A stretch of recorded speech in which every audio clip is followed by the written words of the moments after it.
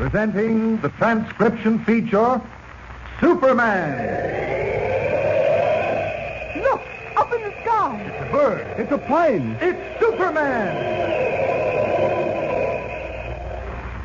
Yes, it's Superman, strange visitor from the planet Krypton, who came to Earth with powers and abilities far beyond those of mortal men. Superman, who can leap tall buildings at a single bound, race a speeding bullet to its target, bend steel in his bare hands, and who, disguised as Clark Kent, mild-mannered reporter for a great metropolitan newspaper, fights a never-ending battle for truth and justice.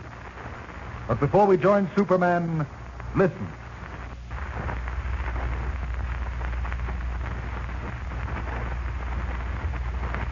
And now to our story. In an effort to clear up the mystery of the ghost car, a phantom automobile responsible for a number of accidents on the road to the Bar O Dude Ranch, Clark Kent and Lois Lane have been tracking down every possible clue.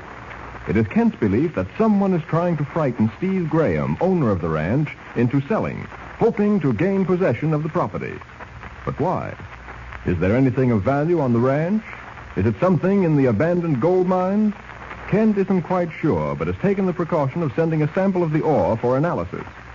In the meantime, young Jimmy Olsen and Alfredo, a gaucho employed on the Dude Ranch, are bound hand and foot in a deserted cabin in the hills. Attempting to burn through the rope tied around his wrists, Alfredo has backed up to a kerosene lamp on a table. And suddenly, the lamp crashes to the floor. Oil-fed flames leap high as Jimmy and Alfredo, helpless, look on in terror. And meanwhile, back at the ranch, Kent and Lois are waiting for a searching party to be organized. Clark, what's keeping Mr. Graham? We'll never pick up Jimmy's trail unless we get started. Why can't you and I go on alone? We don't know this country, Lois. Say, what's that red glow in the sky? Where? Beyond that hill, see? Oh, yes, I see. It was probably the moon coming up. I don't think so. It's flickering. Maybe it's a brush fire. Where on earth is Mr. Graham? I'll be back in a minute, Lois. I got to get something in the ranch house. Clark, wait a minute. I'll be right back. I don't think anyone can see me behind this barn. It's a good thing it's dark. I have an idea that's a campfire up in the hills, and if it is, it deserves investigation. As Superman. Up, and away! Leaping into the darkness, Superman streaks for the telltale orange glow on the horizon, wheels above it in strange flight. It's the cabin on fire. Wait. I hear someone crying for help. Yes. Someone's trapped in that cabin. Down.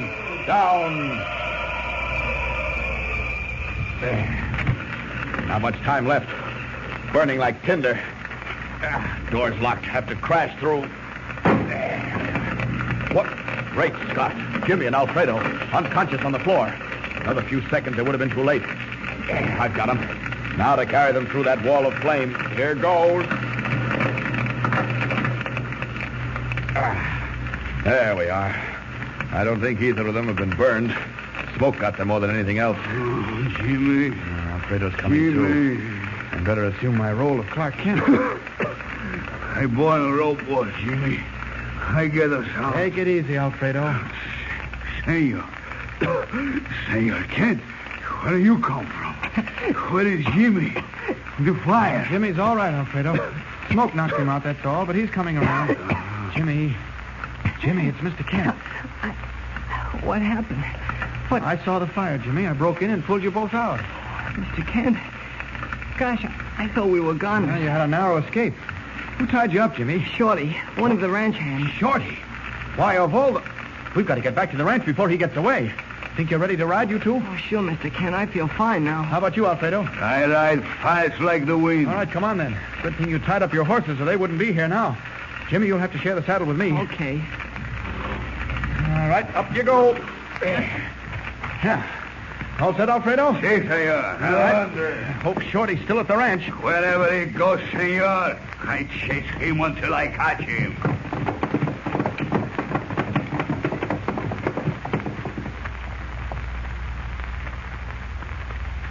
Yes, Mr. Graham, it was Shorty who locked Jimmy and the gaucho in the burning cabin. Well, no wonder he cleared out so fast. Ah, but don't worry. The state police will get him. Well, then, I guess our job here is finished, and we can get on back to Metropolis. Mr. Kent, I'll never be able to thank you for what you've done. Oh, not at all. Glad to be of service. And now, if we hurry, we can just make the last train out. May I borrow a car to drive to town, Mr. Graham? One of your men could pick it up in the morning. Oh, let me drive you down, Kent. Oh, thanks, Blaine, but I don't want to trouble you. I can manage. Well, if you insist, my car's right here. You're welcome to use it. Thanks. All right, come on, Lois and Jimmy. Okay. In you go. There we are. That's it. Bye, everybody. Goodbye. Many thanks, Mr. Kent. Mr. Graham. Come back and pay us a visit soon, all of you. All right, thanks. Bye.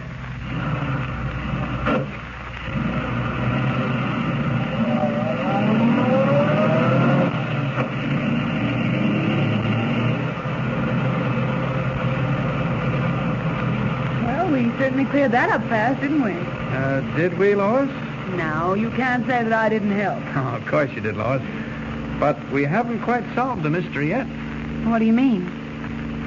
I mean that Shorty was only a tool, an accomplice of the man behind the ghost car. Who that man is, the brains, we still don't know.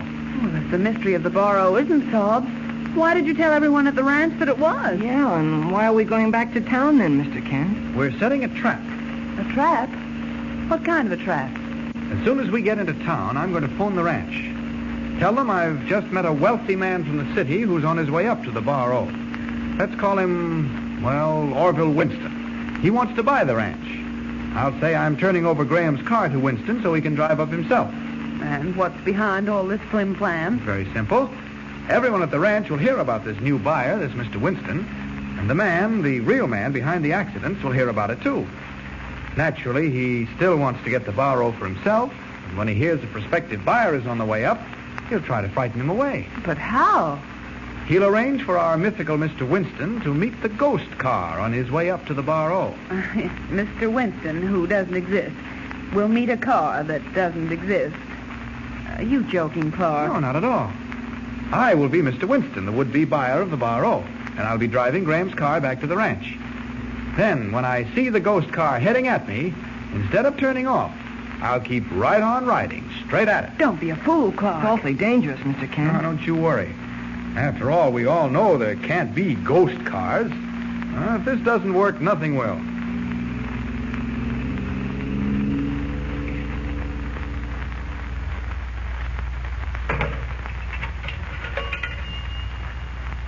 Number, please. The Barrow Dude Ranch. I think the number 625. One moment, please. Barrow Ranch. Oh, hello. This is Clark Kent. Oh, yes, Mr. Kent. This is Blaine speaking. Oh, hello, Blaine. Didn't run into any trouble, did you? Oh, no. I'm calling from the station. There's a man down here who wants to get to the ranch. His name is Orville Winston. Oh. Are you a guest? No, I don't think so. He said something about wanting to buy the ranch from Mr. Graham. Oh, I see. I thought it might be a good idea to let him bring Mr. Graham's car back. What do you think? Sounds all right to me. Does he drive? Yes, and it'll save you a trip in the morning. Oh, sounds like a good idea. I'll tell Mr. Graham. Well, thanks very much, Blaine. Goodbye. Bye, Mr. Kent. Well, Lois, you and Jimmy wait here. I've no time to lose. Clark, where are you going? I know. He's going out to meet the ghost. Oh, no, Clark. Clark! Don't, Clark!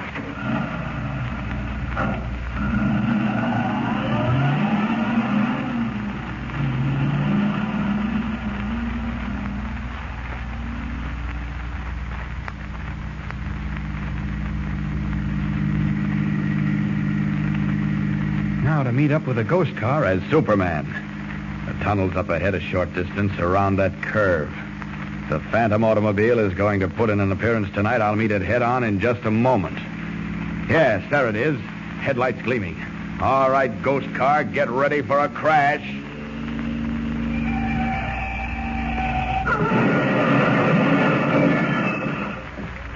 Someone's running across the top of the tunnel. You're not getting away this time, mister. Up.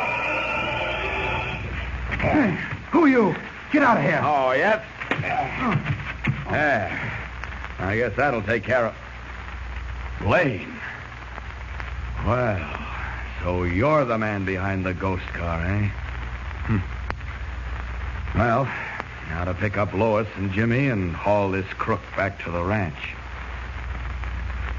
But I don't understand, Mr. It was all very simple, Mr. Graham. Blaine here lowered a mirror in front of the entrance to the tunnel. Naturally, when a car came along, its own headlights were reflected in the mirror, forcing the drivers off the road for fear of crashing. All Blaine had to do was raise the mirror and carry it into the woods. Is that true, Blaine? I'm not talking. He doesn't have to.